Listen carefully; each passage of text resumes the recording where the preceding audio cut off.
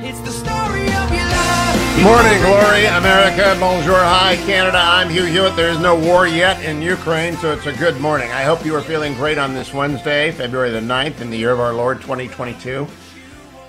I am live from the West Coast today, and of course, the most important bit of news this morning concerns the fact that Nate Silver, legendary statistician with 538, projects that the Cleveland Cavaliers have an 87% chance of making the playoffs and a 0.1% chance of winning it all, which is better than any chance they've had since LeBron James left, so I'm a happy man this morning. Good morning. We got a lot of guests today. Dana Perino's coming along.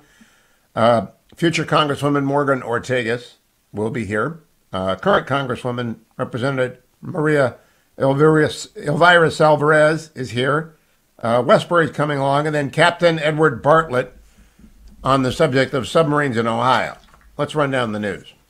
Washington Post. Russia sends warships towards Black Sea as Europe ramps up Ukraine crisis diplomacy. Look, there isn't much diplomacy. People go and they beg Putin not to invade, and he decides whether or not. It all depends upon the amount of force and weapons we get to Ukraine and the sanctions like blowing up Nord Stream 2 that are coming. New York Times. Europe calls for peace, but not at any price. This is a long story on saying nothing. It should just have a capital. If you're watching on the Salem News Channel, I'm holding it up. Should just be Europeans, appeasement or war. That's what it is right now. Ukraine under pressure to bow to Russia demands after meeting with Emmanuel Macron, according to the Telegraph. The French president signaled the West would back Russian demands for Ukraine to change its constitution to avert an invasion. You're going to hear today, if you listen to the news at all, about the Minsk Accord. That was when a whole bunch of countries, including Ukraine, Russia, the U.S., and I think Germany and France, got together after the last Russian war against Ukraine in 2014 when President Obama was the appeasement president in the White House. And they said, what do you want Russia to stop? And they said, we want these 25 things. So they wrote down a bunch of vague things that no one knows what it means. They're called the Minsk Accords. And Putin keeps telling Macron, the only way forward is the Minsk Accords. We don't really know what that means. It has whatever Putin wants it to mean. Putin is a thug. Putin is an authoritarian thug, not quite totalitarian. There's some spheres of quasi-freedom in Russia. But he does kill journalists. He assassinates people using radiological weapons in the United Kingdom. He invaded Syria. He's invaded Crimea. He's just a thug. Dick Cheney was right. Dick Cheney was right. Dick Cheney was right. When I look into his eyes, I see a former KGB colonel. So that's it. Ruthless, cold-blooded predator. So what does he want? He wants as much of the Ukraine as he can get without having the cost-benefit analysis go sideways. The only way to make him out, keep him out, is to raise the cost. They're not very good at that at the Biden White House. Tony Blinken is really bad at it. And the backdrop, which was in the Post yesterday, documents reveal U.S. military's frustration with White House and diplomats over Afghanistan investigation. The Post has received 2,000 pages from the Freedom of Information Act about the desperate attempt to get Americans and soldiers and allies out of Afghanistan and why it was so screwed up. The answer, Joe Biden. Second answer, Tony Blinken. That's why. Mitch McConnell. I haven't looked at my cut sheet yet. I didn't get up early enough to help Dwayne with this morning. Here's Mitch McConnell, cut number 17. Well, let me give you my view of what happened January the 6th. And we're here. We saw what happened. It was a violent insurrection for the purpose of trying to prevent the peaceful transfer of power after a legitimately certified election from one administration to the next. That's what it was. With regard to the suggestion that the RNC should be in the business of picking and choosing Republicans who ought to be supported, traditionally the view of the national party committees is that we support all members of our party, regardless of their positions on some issues. Do you have confidence in her, Ronna McDaniel, as chairwoman of the committee? I do, but the issue is whether or not the RNC should be sort of singling out members of our party who may have different views from the majority. That's not the job of the RNC. Okay, so I want people to understand that when Manu shouted out, "Do you have confidence in her?" He's looking for a headline. Here's the situation in the Republican Party. There are three camps. The Never Trumpers, very small group of people. They mostly work for MSNBC. I no longer do because I'm not a Never Trumper. The Always Trumpers, and they turn up at various places around the United States, and it doesn't matter if the former president says A on Monday and not A on Tuesday. They'll believe A on Monday and not A on Tuesday. Right? That's the Always Trumpers. And in between are the rest of the Republicans. We just want to rebuild the military and put people on the Supreme Court and name judges and pass and stop bad legislation, pass good legislation. And the RNC came in, and in deference to Group B, the Always Trumpers, they passed a resolution that ignored what Group C really believes, which is there was a riot, the vice president could have been killed, the speaker could have been killed, members of Congress could have been killed, and there are 725 people who have been arrested. They all should be prosecuted to the fullest extent of the law, and those who are charged with violent crimes should serve every day that they're sentenced to. No going easy. Then the rest of us in Group B say, but those people down at the other end of the mall who either did not walk up to the Congress or who did not go into the Congress, they were exercising a right that, I was in Washington for the inauguration in 2017. And do you remember the violence that day on 2017 when Trump was inaugurated? I was anchoring in my NBC days the inauguration.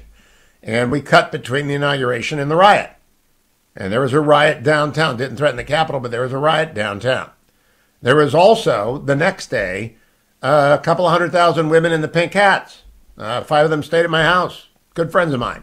I get along with everybody. I'm a Christian. That's my job. And the pink hats were, exercising their constitutional rights. Most of the people who went to the rally at Donald Trump's end of the mall when the president left were the equivalent of the pink hats. The few hundred that went up to the Congress were really, really the hardcore pink hats. And then the 725 are criminal, those who have been charged. Mitch is saying those 725 were involved in an insurrection, an attempt to stop the counting. I'm not sure it's an insurrection, but that's the word they use. It wasn't a coup.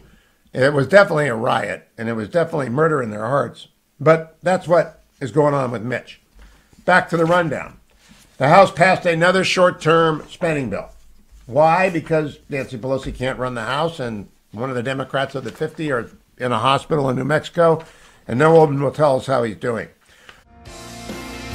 Morning, Glory America. Bonjour, hi, Canada. Hugh Hewitt live from the West Coast this morning, joined by Fox News' own Dana Perino. She is the author, if you have not already read it, of maybe one of the most important books for young women in America. Everything Will Be Okay, Life Lessons for Young Women. She's also Percy's mom. America has a new dog. It's Percy. You see Percy on America's Newsroom every morning with Dana. Dana Perino, welcome back to the Hugh Hewitt Show.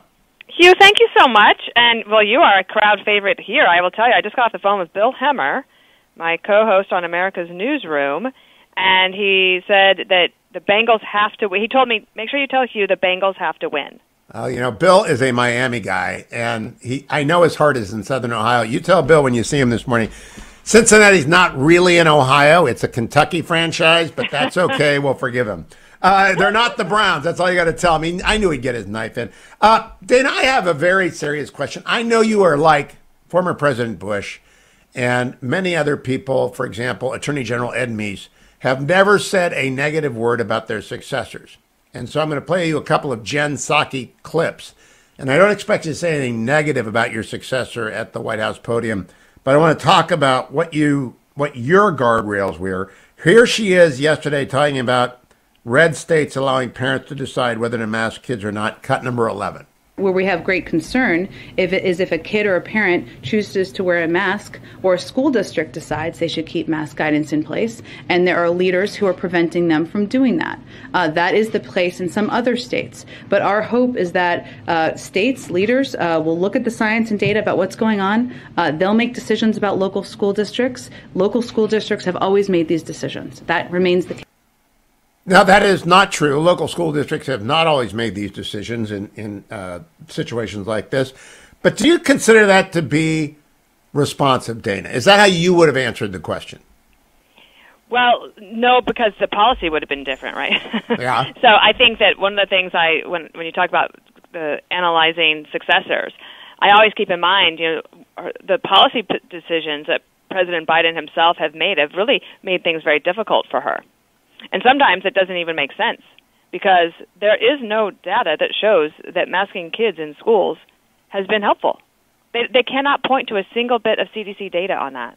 And we also know, of course, that Jen Psaki, sometimes she will say something that will then be proven not to be true like 2 days later. For example, the Randy Weingarten of the Teachers Union communicating directly with the CDC to try to get them to do what she wanted.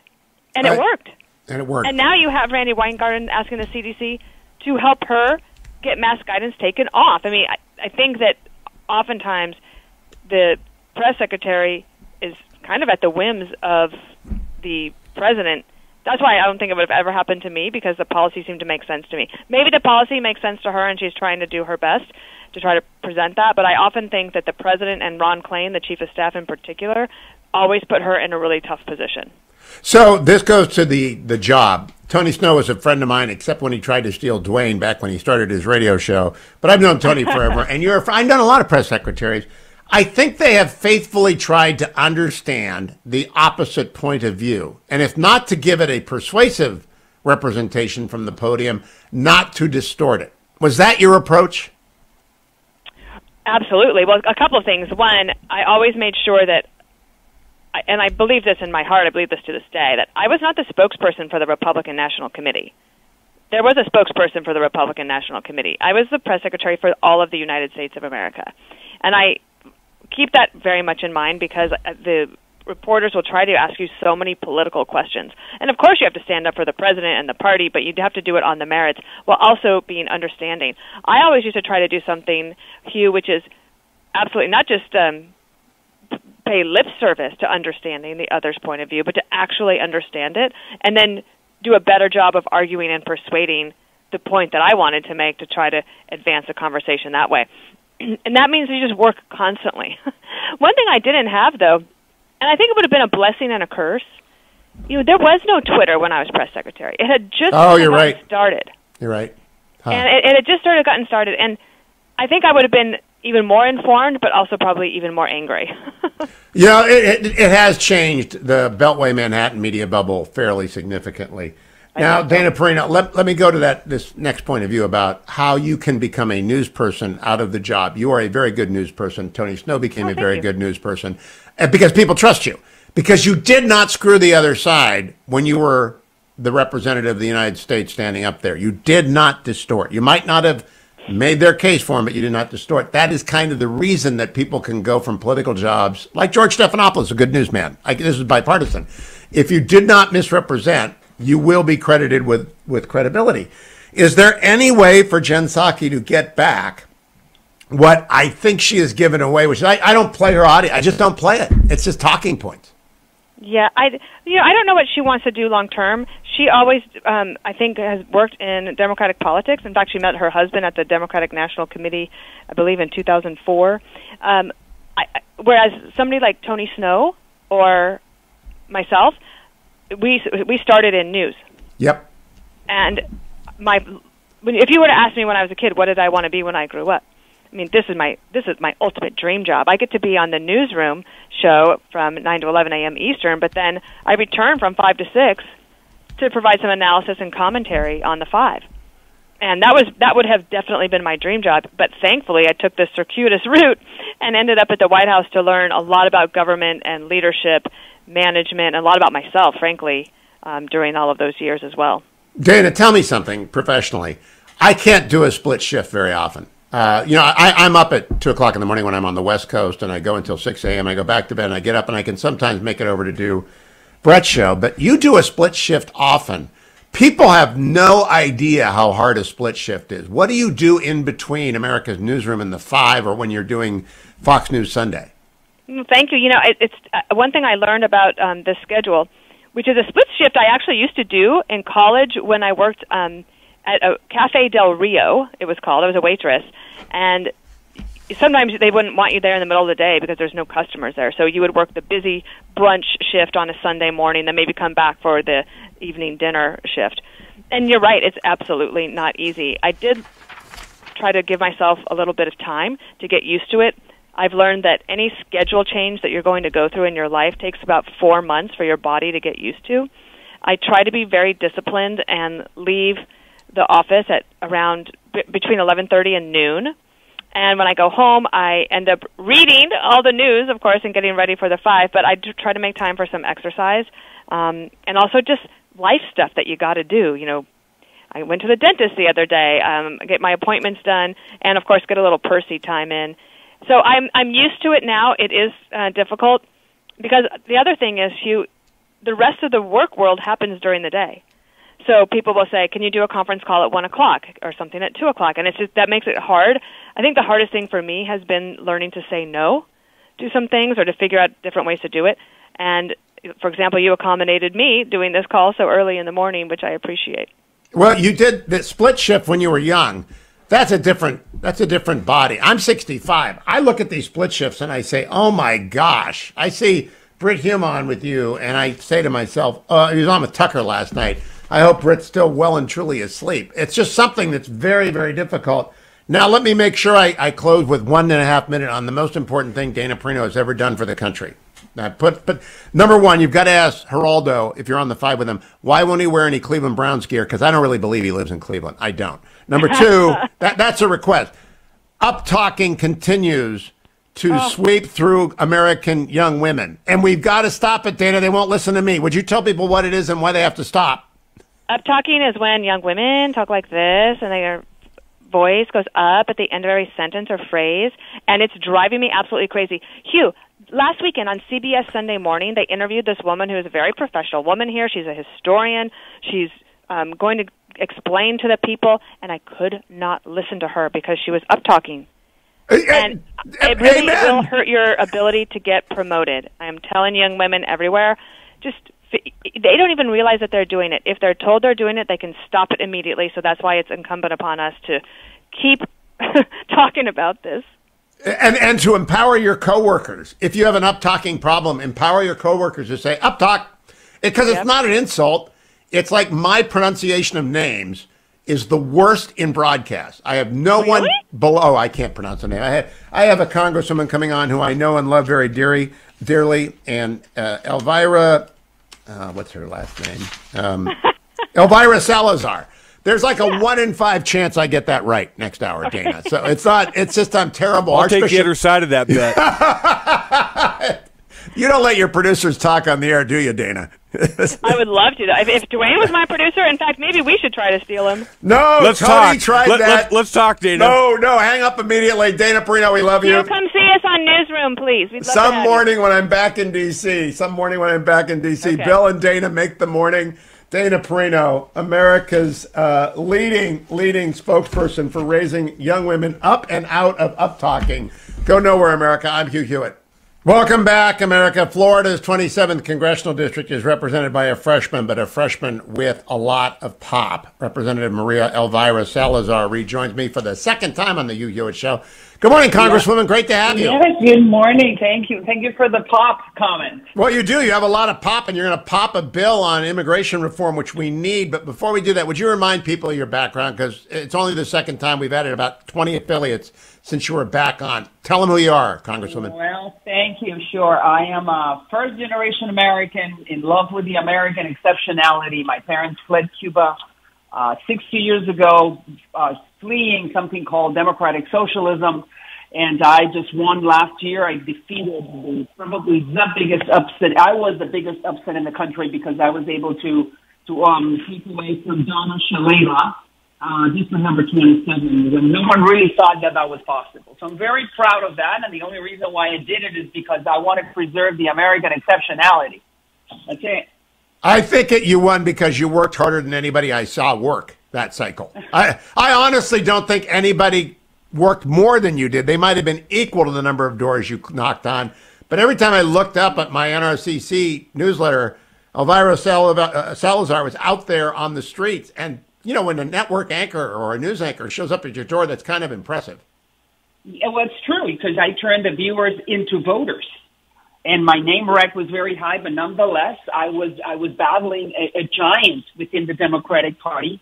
Nancy Pelosi and Hillary Clinton and Bill Clinton, three of them went to campaign on behalf of Donna, and I think that's the American way of doing elections, which I'm very proud that I was able to defeat such bastions of the Democratic Party. Why? Because my people know that socialism is a very bad word. And when you hear it, you run the other way because it means trouble. It means disaster. Now, Congresswoman Elvira Salazar, let's talk about immigration. Before I do, though, one last political question. Redistricting is underway in Florida. How's your new district? Are you going to stay in the 27th? Where are you going? Listen, I think I'm going to stay on the 27th. I did the impossible. I won under the lines that we had before. It was a D+6.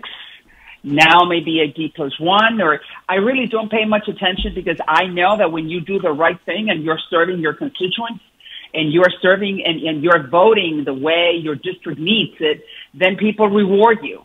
And, you know, we're 75% of my district is brown, Latino, Hispanic, any way you want to call it.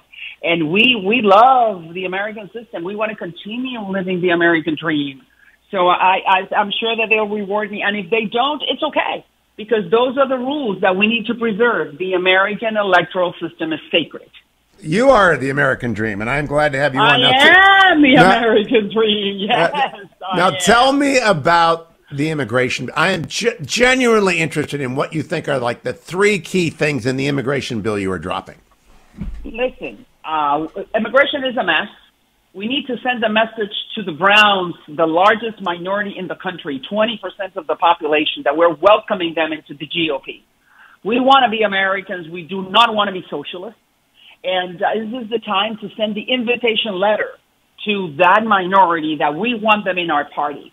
The problem is that the Dems have promised the Hispanics for 35 years that they're going to do an immigration reform law. And they haven't, because all the Democratic Party does is play political football with my constituents.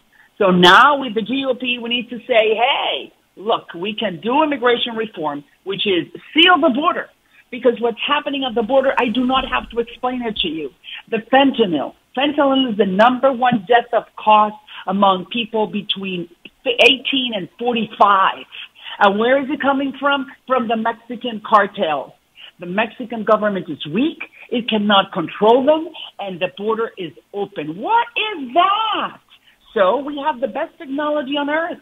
The private sector produces the best technology on earth. So why don't we just buy it, we put it, more agents, better tools, better barriers, more levees, infrared cameras, more walkie-talkies, whatever you need to stop the child sex traffickers, to stop the coyotes, the drug trafficking.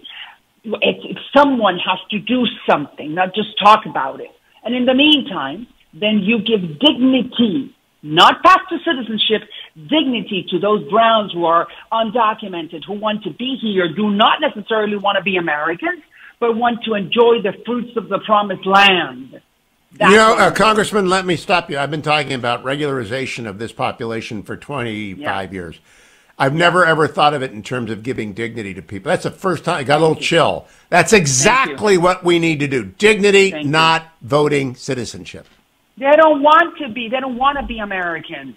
Meaning some of them may. Let me just give you a stat so then you will know why I'm saying this. In 1986, a patriot called Ronald Reagan gave 3 million Mexicans the possibility of becoming Americans, right? Path to citizenship, legalization, all that. You know how many people took up that opportunity? No. 70% did not. 70% did not go through the process of becoming an American. Why? Because they were happy. Because they were living in dignity. They had a visa, whatever that was. They were in the United States. They could go back home, bury their dead, go home for Christmas, come back, raise their American children, buy a home, and then retire whatever they wanted to. So this dichotomy of it's all or nothing. Yeah, it's a path to citizenship. They have to be Americans or nothing. Let's keep them in the shadows. It's a fallacy, and it's a political strategy for the Democrats. So let's take that away from them and then say, no, we, the Republicans, we are also compassionate. the Democrats do not have a monopoly on compassion. We are good too. We're not a bunch of racists. So here, we're going to give you dignity, Pepe, Jose, or Maria. It doesn't matter. They're going to live happily ever after. Why can we do that? I don't know. In fact, I think I'm listening to a speech that I hope I hear at the 2024 Republican convention. Do you have colleagues who are agreeing with your bill? Yes, I do, and I have people from New York, from Pennsylvania, from Nevada, from Utah, from Florida. But now the party is going to learn about this bill. And, I'm a brown girl from the hood. I think I can do it because I know those, as I said, I turned those viewers into voters. I was one of the original founders of Univision, Spanish television, Telemundo. I did that for 35 years, and I know what my viewers want.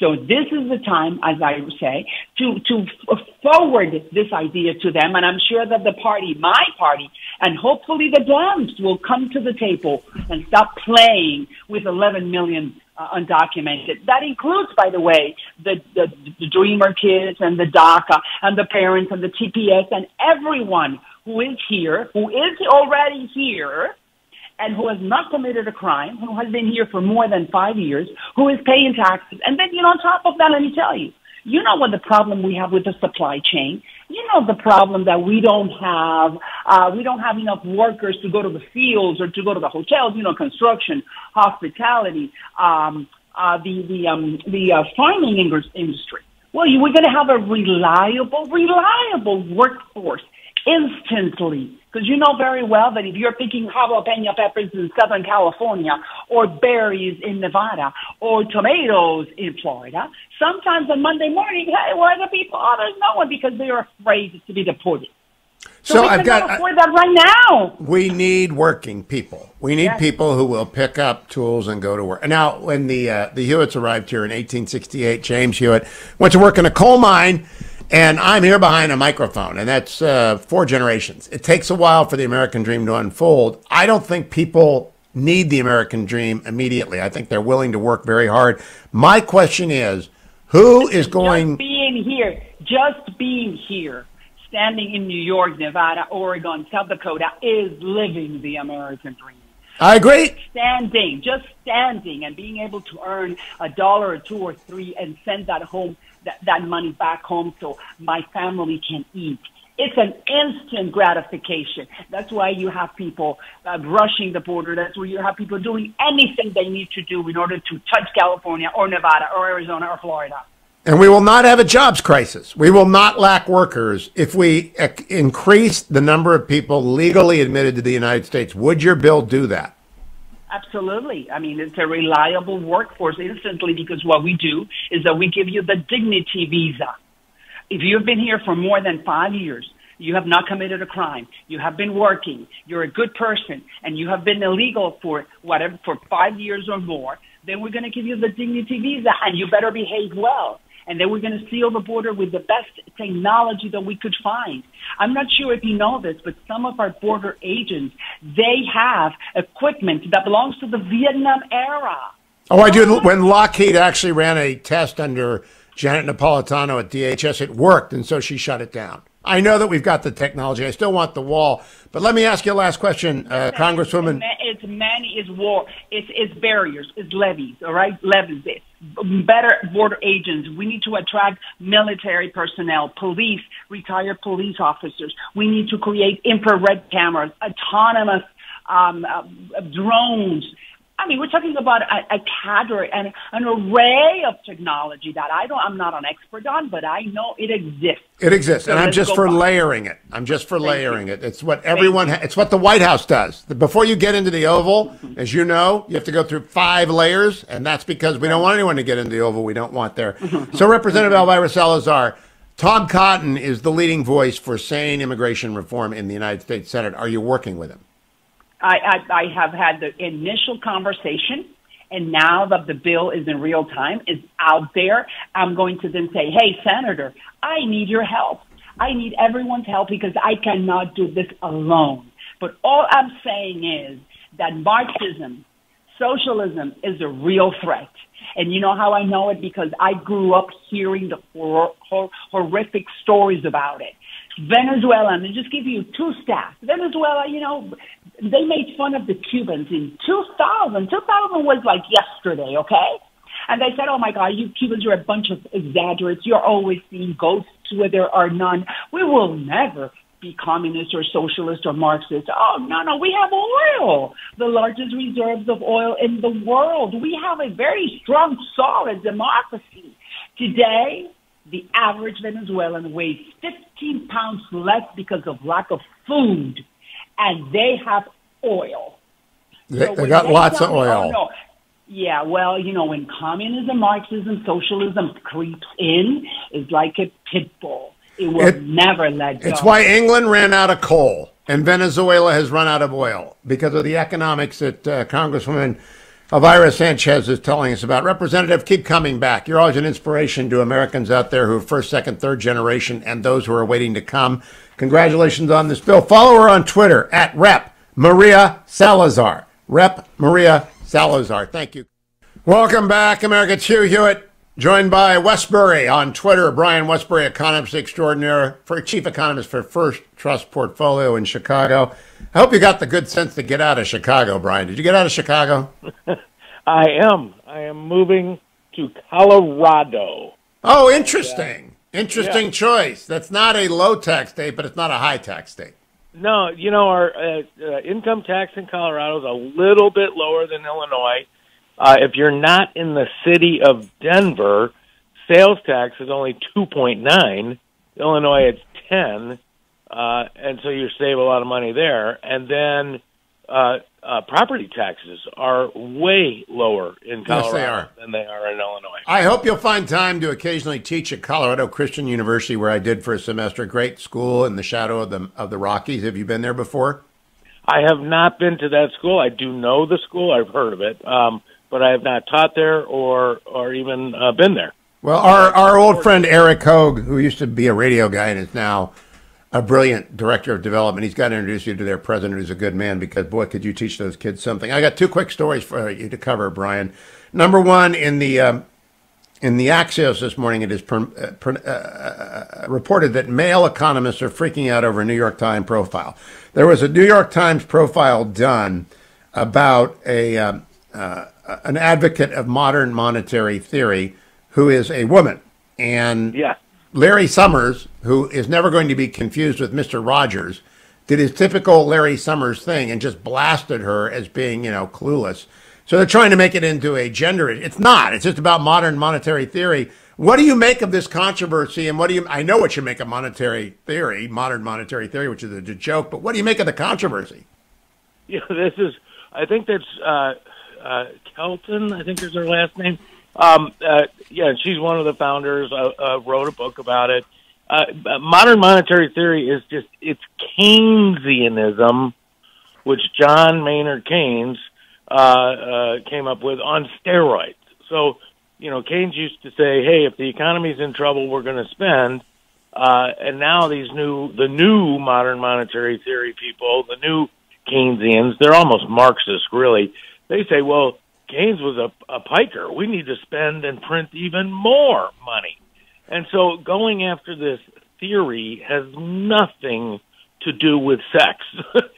Stephanie Kelton is her name, but I read part of this, and I'm not an economist, and I didn't stay at a Holiday Inn.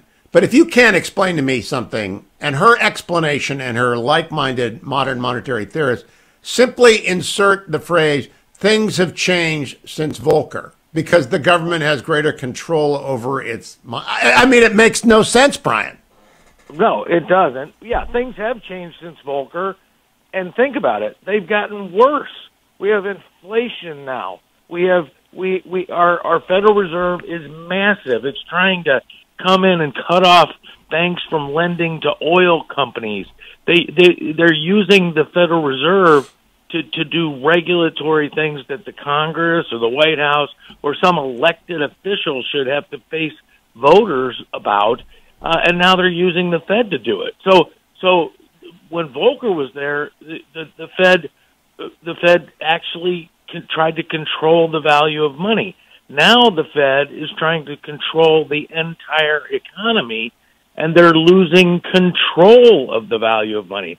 That's why we have inflation, and it's all because people think the government somehow can create wealth. I think this modern monetary theory, it's not modern. The Romans clipped coins. It's not monetary. You can't just run the printing presses 24 hours a day. And then finally, I just say it's not modern, it's not monetary, it's not a theory. It's not sexist none either. Of those things. It's not sexist. It's just dumb. So let me turn to point number 2. Bitcoin thieves got caught 5 years later, after stealing $3.6 million in crypto. My theory is that demonstrates why no one in their right mind should be buying crypto. I don't know what you tell your clients, Brian, but I just think if you can't understand it, you can't count on it. If people can break in and take it from your quote electronic wallet, you're in trouble. What do you think of this phenomenon? Yeah, and all I would say is a lot of our money can be hacked, if you will. Your bank account, your ATM. I mean, happened to me. I know that. Yep. Yeah, people can do a lot of things, but Bitcoin, the ones that get me are when you have it and you forget your code, and then you can't. And it's got 18 digits in it, and you get 3 chances. And the third one, you're done, and you lose your money. So, but here's the deal about crypto. If you believe that the government is going to let it be our money, okay? So you can only make 21 million Bitcoin. If you divide that into our entire economy, it comes out to like $1 million a Bitcoin. And there are some people who think it's going to replace the dollar. But Brian, there's Ethereum, there's a new Bitcoin, there's a new crypto every day. Why would anyone think it's crazy? It's an unlimited supply of nothing. Right, and then go back to what we were just talking about with the Fed. If we had cryptocurrencies as our currency instead of dollars, the Fed could have never done quantitative easing, could have never run these deficits that we did. So I'm not sure. Are you a fan of it? No. Okay, good. In the bigger sense, I am, but they'll never let it be our money. No, ever. And by the way, if anyone can make a non-fungible token or a new crypto, none of them's worth anything. I'm just Hugh Hewitt, and I'm just telling you the truth. Brian Westbury, always a pleasure. Follow him on Twitter at Westbury. Follow me to hour number 3 of today's Hugh Hewitt Show. Morning, glory, America. Bonjour, hi, Canada. I am Hugh Hewitt. Good morning to you. The next congressperson from Tennessee, the next new congressperson from Tennessee is Morgan Ortagus.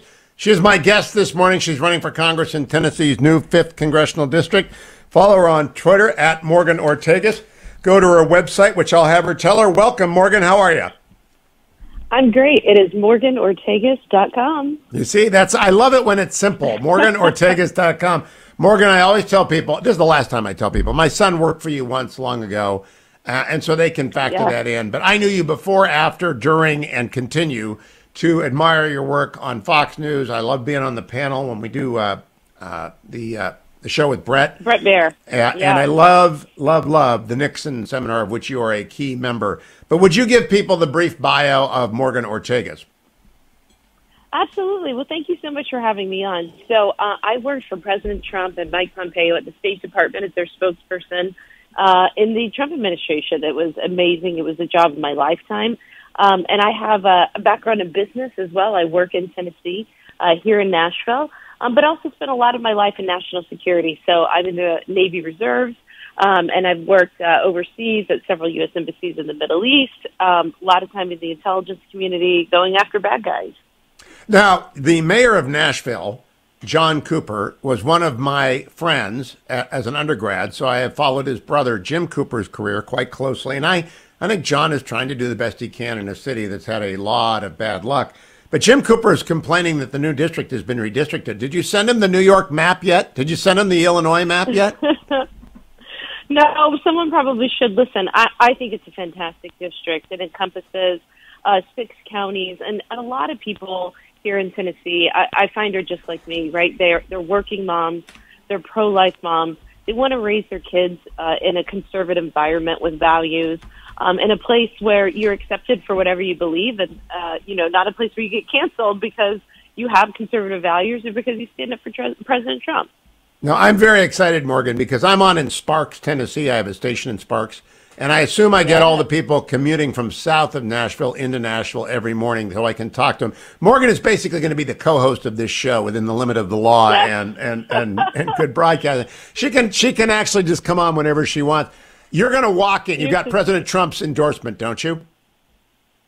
I do. Thank you so much for mentioning that. That was something that I think came over, I earned over years of working with him in the trenches. You know, I had the privilege of my lifetime was being his spokesperson at the State Department. And I really got the opportunity, Hugh, to be the face for America First foreign policy, what that means to the world. I went to, I think, over 50 countries with Mike Pompeo. We were international half the month. You know this because James, your son, was working for me. And we really, I think by the end of the administration, our America First foreign policy proved itself, right? We really embodied peace through strength. We got 4 peace deals between Israel and the Arab states, the first in 26 years, killed the world's largest terrorist in Iran, in Soleimani, and we held China accountable, held Russia accountable. It's a scary world out there, Hugh, and I think a lot of it stems from having a weak president.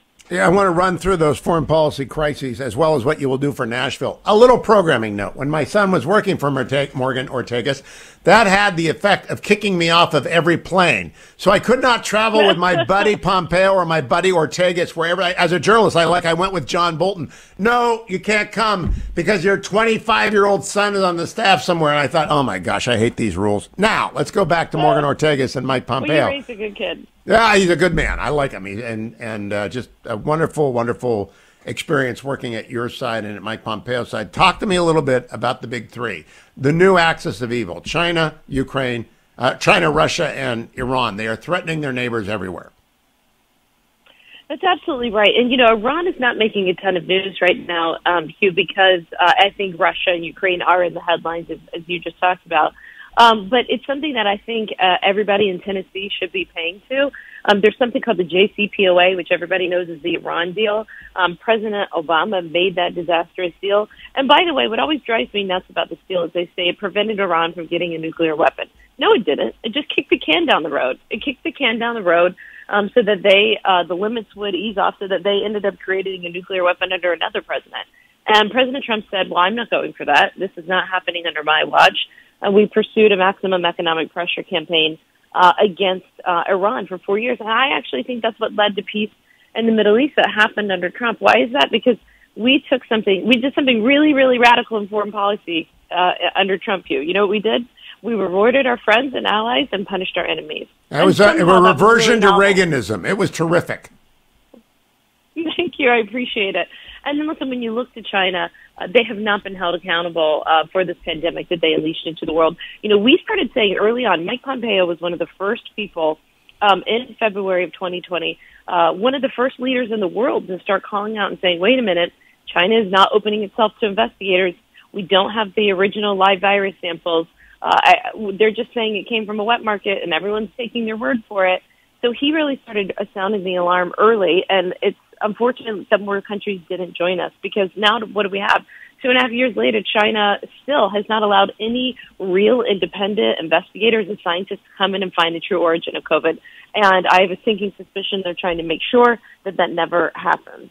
Now, Morgan Ortegas, when you get to the House, and you will win, when is the primary? August 4th. Okay, you will win the primary. You will be elected. You will be a congresswoman. When you get there, you're going to have a cross-cutting controversy, because the music industry, a lot of it is in Nashville. The copyright issues between the users of music, like me, and the people who write it, like them, are always being litigated and relitigated in the halls. But Nashville's a difficult district to represent. Well, you will have the intellectual chops to do it. Jim Cooper, when he stops crying about redistricting, will recognize it's a tough district to deal with. How are you preparing to represent the people of Nashville? Because they're going to want you on foreign affairs. They're just going to, Mike McCall's going to say, Morgan, come on, you know everything. But Nashville's going to want you on commerce. How are you going to do this?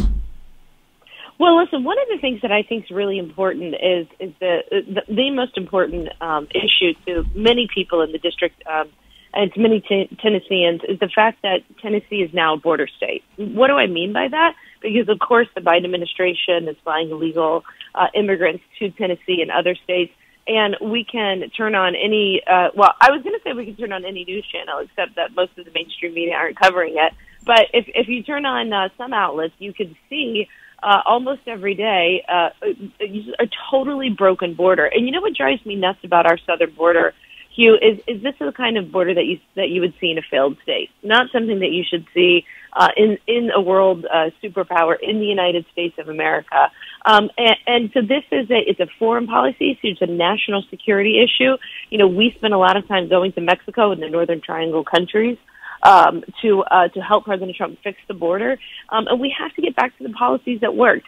Tell me how these Biden policies are humane. Whenever you have, the border being overrun, and whenever you have, children that are there, they always talked about what we were doing with children and the Trump administration. Well, tell me how, all of these children being exposed to COVID and being in inhumane conditions, being exposed to human trafficking. I mean, there's more reasons to stop what's going on at our border today than just allowing illegal immigrants into the country. That's obviously number one and high priority. But the human trafficking, the drugs, and the devastation that you see on people because they're hopeless and they've been told, hey, Biden's letting you in now, how is that humane for any of those people? It's not. It has to be fixed. And then I think, listen, as a mom... a new mom. You are a mom of a toddler, right? She is 15 months old. She's I've closed the door so she might come barreling into the room at any moment. That's fine. That'll make great radio. I know. She's done that to me a couple times. No, but listen, as her mom, when I go to the grocery store and you see there's half the things on the shelves that you need, it's double the price. And then I think, what are the single parents or the lower income parents doing in Middle Tennessee, right? They're having to make decisions in between filling up their cart or filling up the gas tank. That shouldn't happen in America, and it's only happening because of the disastrous policies of Joe Biden and Nancy Pelosi. So Morgan Ortegas, I just tweeted out, send her $25 or more today, morganortegas.com. You have a primary, you'll win. You'll have a general, you'll win, but you still need to raise money. How much money do you have to raise? As much as it takes you, I'm obviously going to be doing that raising money, but my goal is to meet with every Tennessee voter that I can. I want to shake their hand. I want to have coffee with them. I'm going to just focus on being incredibly hyper-local and the people, the Tennessee moms and dads and grandparents in Tennessee 5 that want just to see America get back to what it used to be under President Trump. What are the cities in the new 5? Is Sparks in your district? Sorry? The new cities. 6 counties. Yeah, we've got 6 counties: Lewis, Marshall, Murray, Williamson, Wilson, and Davidson. Get in there, get going. I know you'll work harder than any other candidate. Keep coming back. Morgan Ortegas. Go to morganortegas.com. Give her some money. Because we want her not only to win, we want her to win big. We want her to be the national presence that she was for years on the air for Team Trump and Pompeo. Morgan Ortegas, Congresswoman Morgan Ortegas, to you next year this time, America. I'll be right back on The Hugh Hewitt Show.